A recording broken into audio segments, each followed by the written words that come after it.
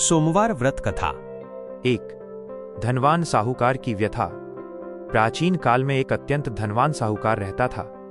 उसके पास धन धान्य की कोई कमी नहीं थी, लेकिन उसकी कोई संतान नहीं थी। वह पुत्र प्राप्ति की इच्छा से हर सोमवार को भगवान शिव का विधिवत व्रत और पूजन करता था। वह मंदिर जाकर शिव पार्वती के सामने दीप जलाता था।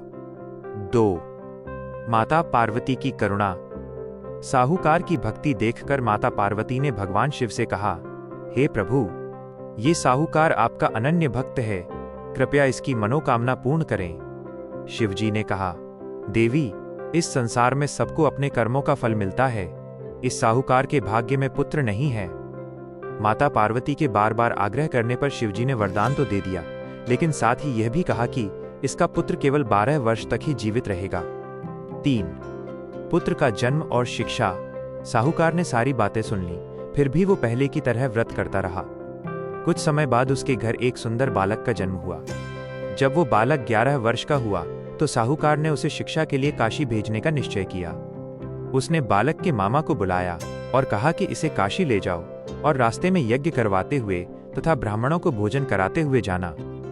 4 रास्ते में विवाह। रास्ते में एक नगर पड़ा जहां की राजकुमारी का विवाह था।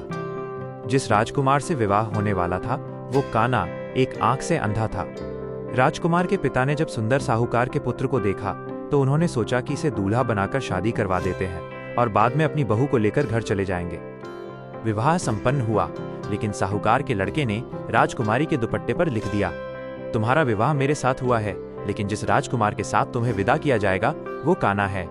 राजकुमारी ने जब यह पढ़ा तो उसने जाने से मना कर दिया और बारात वापस लौट गई। 5 यमराज पर विजय। जब बालक काशी पहुंचा तो उसकी आयु 12 वर्ष हो गई थी। एक दिन जब वो मामा के साथ यज्ञ कर रहा था, अचानक उसकी तबीयत बिगड़ी और वो मृत्यु को प्राप्त हुआ। मामा विलाप करने लगे। संयोगवश उसी समय भगवान शिव और माता पार्वती वहां से गुजर रहे थे। पार्वती जी ने विलाप सुन भगवान शिव से बालक को जीवन दान देने की प्रार्थना की। भक्त की भक्ति को देखते हुए शिवजी ने उसे पुनर्जीवित कर दिया। 6 सुखद समापन। लड़का जीवित होकर वापस अपने नगर लौटा। रास्ते में वो अपनी पत्नी राजकुमारी को भी साथ ले आया। साहूकार ने जब अपने बेटे और बहू को देखा तो उसकी खुशी का ठिकाना न रहा। उसी रात भगवान शिव ने साहूकार के सपने में आकर कहा, हे वैश्य, मैं तुम्हारे सोमवार के व्रत और कथा सुनने से प्रसन्न होकर तुम्हारे पुत्र को लंबी आयु प्रदान करता हूं। सोमवार व्रत की विधि। ब्रह्म मुहूर्त। सोमवार को सुबह जल्दी उठकर स्नान करें। शिव अभिषेक। शिवलिंग पर जल, दूध, दही, शहद और घी अर्पित करें। बेलपत्र। शिवजी को 31 या 11 बेलपत्र अक्षत के साथ चढ़ाएं। भोजन। इस दिन केवल एक समय भोजन, अयाचित भोजन करना चाहिए।